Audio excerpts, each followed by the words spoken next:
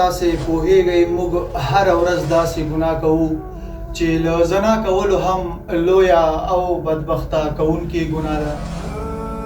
هغه ګناه ده چې نه یوازې د خلکو د عزت او وقار په ورانولو کې رول لري، بلکې زموږ د ایمان په کمزورتیا او د آخرت په سزا کې هم ډیر لوی لاس لري. او همدا ګناه به وي چې زموږ د قیامت د ورځې حساب به سخت وي.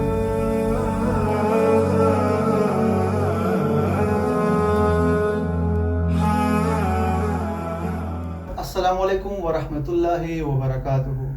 زه یم خلیل تسکین او تاسې محترمو ورونو، خویندو، مشرانو، کشرانو او عزتمندو علماو ته د ژوند لار په خپرونه کې ښه راغلاست وایم.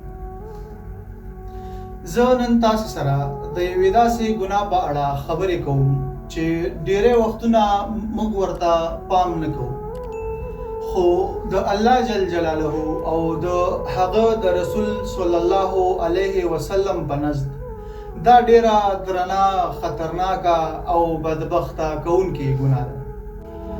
دا ګناه د غیبت ګناه ده. هو، هماغه چې موږ یې کله په دوستانو، کله په خپلوانو او کله په نور خلکو پسې کوو او بیا دا وایو چې رښتیا مو وویل. خو رښتیا دا نه دي. رښتیا دا دی چې کله په یو مسلمان ورور کې یو عیب وي او بیا تاسې د هغه په نشتون کې د هغه انسان عیب نورو خلکو ته ښکاره کوئ چې دغه عمل ته غیبت ویل کېږي. قرآن عظیم هم فرمایي تاسې د یو بل غیبت مه کوئ. آیا ستاسې دا خوښه ده چې د خپل مړ ورور غوښه وخورئ؟ البته چې نه. نو دغه مبارک آیت د غیبت د سخت جرم ژوره ښکارندویي کوي. دا معلومه شوه چې غیبت له زنا هم بدتره عمل دی.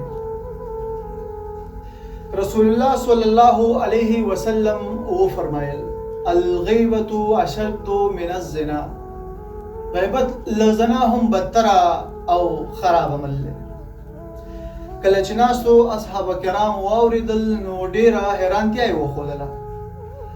نو رسول الله صلی الله علیه وسلم وفرمایل زنا کوونکی که توبه وباسي نو الله جل جلاله به یې وبخي، خو غیبت کوونکی تر هغه نه بخل کېږي چې تر څو له هماغه چا بخښنه ونه غواړي چې غیبت یې شوی.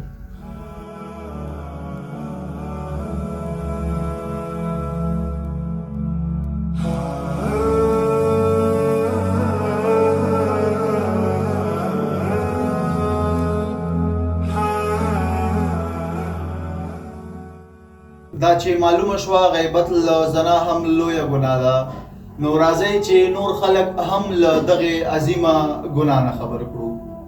غیبت د مړ ورور د غوښې خوړلو مثال لري او دا یوازې تشبیه نه ده، بلکې د غیبت د سخت جرم ژوره ښکارندویه ده.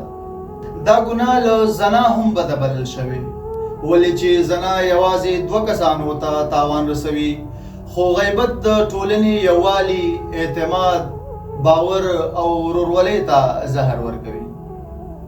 نو راځئ چې خپله ژبه له دغه عظیمه بد عمل نه وژغورو، خپل زړونه نرم کړو او هغه ناروا عمل پرېږدو چې زموږ او ستاسې اسلامي او اخلاقي ټولنه وژني. راځئ غیبت ته نه ووایو او یو عزتمند، سالم او متحد امت جوړ کړو.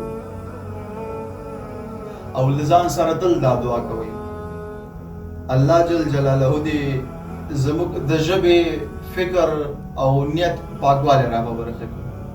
ومن الله توفیق.